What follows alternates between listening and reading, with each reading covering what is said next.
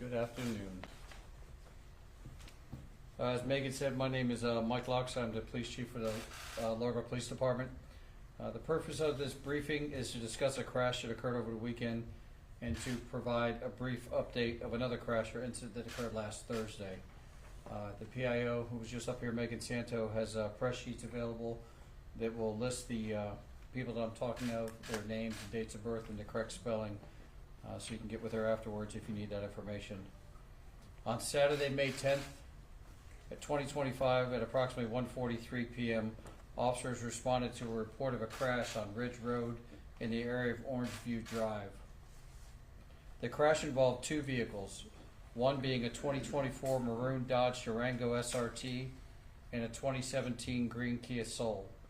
The Durango was occupied by the driver, Adaris Hayes, 20-year-old male of Largo. The front seat passenger, Najee Domingos, 19, male out of Palm Harbor, and a 16-year-old rear passenger from Largo, Jay-Sean Hill. The Kia Soul was occupied by the driver, Gail Price, 78-year-old female from Largo, front passenger, Herbert Rivera, 58-year-old male from Largo, and two juvenile rear seat passengers, Charlie Herbert Solomon Rivera, 4 years old, from Wesley Chapel, and Jabari Elijah Solomon, 10 years old, from Wesley Chapel. The crash is still under investigation, so specific details cannot and will not be discussed at this time. What we do know is that the Dodge Durango was traveling south on Ridge Road. The Kia was traveling north on Ridge Road and attempting to make a left-hand turn after turning westbound on the Orange View Drive.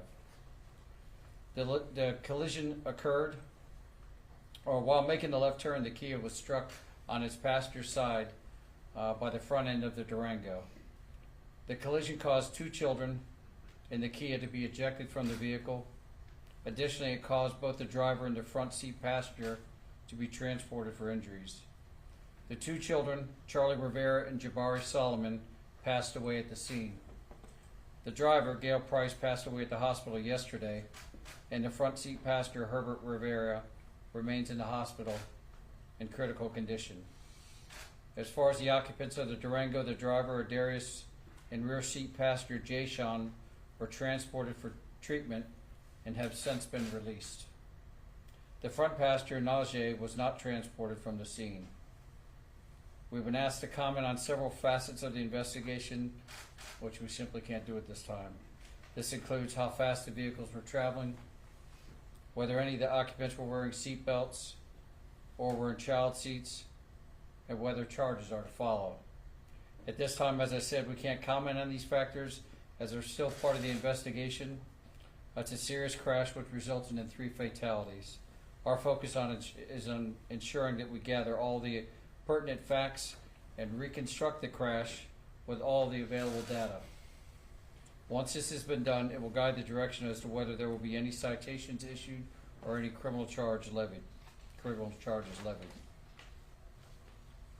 I have a brief update on another incident that happened last Thursday, but at this time, if anybody has any questions on the crash that I just spoke of, I'm welcome to ask them. Could you just talk about, based on the investigation, who had the right of way? Well, when you're making a left-hand turn onto another vehicle, onto a roadway, you have to make sure that you provide the right of way. So whether speed was a factor, whether the vehicle had the right of way, that's all part of the investigation. So the right of way is the main key point of that, right? Who had the right of way at its point of impact. So that'll be definitely part of the investigation. Right now, who are you guys talking to learn more? Are you talking to areas? Who are you speaking to try to get more information? Well, we'll take testimony from any witnesses. We do have witnesses. We have video from area cameras and from another vehicle that was in the area. We'll also take crash data from both of the vehicles that were involved. So all of that stuff, and in addition to that, we have equipment that we set up on a traffic crash scene to kind of reconstruct the entire incident. So we take that reconstruction with all the testimony and all the other video evidence, and we put it together to come up with how we reconstruct that crash. Is there a timeline on normally how something like this takes place?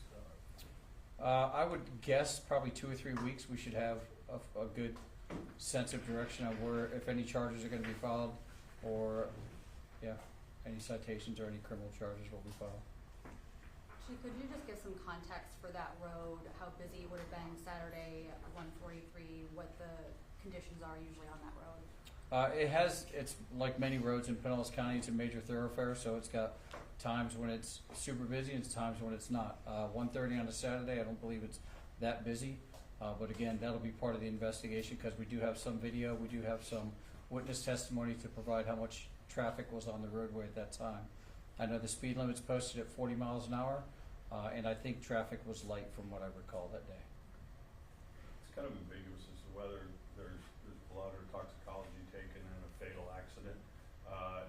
Is that something that's done, or is there an expert that weighs in whether that should take place? We have guidelines to guide us on whether or not we're gonna do a blood draw or draw.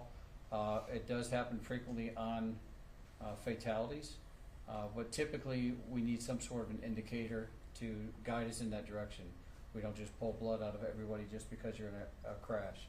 So if we have indications leading us to believe there's some sort of intoxicants or narcotics involved, then we'll go that route, and we work with the state attorney to do that if it's gonna require a warrant. We don't have any indication at this time to believe there was any kind of alcohol or narcotics involved. Will you guys be releasing any type of video or images?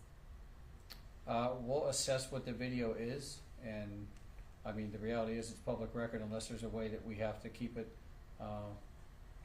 closed from public view, then it'll be public record, but yeah, I don't plan on putting it out just overtly right now. Well, not right now, because the investigation's still active. Yeah, not right now, while it's still an active investigation. Yeah. Do you know the relationship between the driver of the Kia Soul and then those passengers? The driver of the Kia Soul, from what we gather at this time, was in a relationship with the passenger, the front seat passenger, and the front seat passenger was the father to the youngest child. Any other questions regarding the crash on Saturday before he goes on to an update on the Thursday hit and run? Okay. Chief? The second one, briefly, this was an incident that occurred last Thursday about 8:50 p.m. at the Walmart on Roosevelt Boulevard, 2677 Roosevelt Boulevard. At that time, or during the course of that investigation, a female, Lauren Lewis Howells, was arrested. Basically, she was recklessly driving in the parking lot of the Walmart. Ultimately, she hit a vehicle. She hit a mother and the mother's 6-year-old daughter. The mother was thrown as she was hit with the vehicle, and the 6-year-old was trapped underneath the vehicle for approximately 500 feet as that vehicle tried to flee the parking lot. It eventually fled the parking lot. Both the mother and the daughter are in the hospital. The daughter's in serious critical condition, as you can imagine. The mother is also still in the hospital. And Lauren Lewis Howells was arrested that evening, and potentially have additional charges will be pending on her other than leaving the scene with property damage and 2 felonies for leaving the scene with injuries, and also reckless driving with bodily injuries. So, anybody have any questions on that case, or? Any more questions?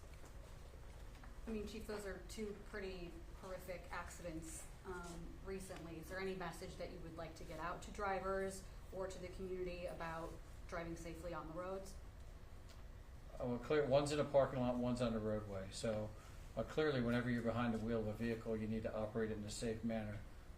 People get frustrated in road rage incidents. Not saying any of these have to do with that, but certainly we deal with wrecks all the time and crashes all the time. So anytime you get on the roadway with a vehicle, be mindful of what you're doing. Watch what you're doing. Focus. Put your phones down.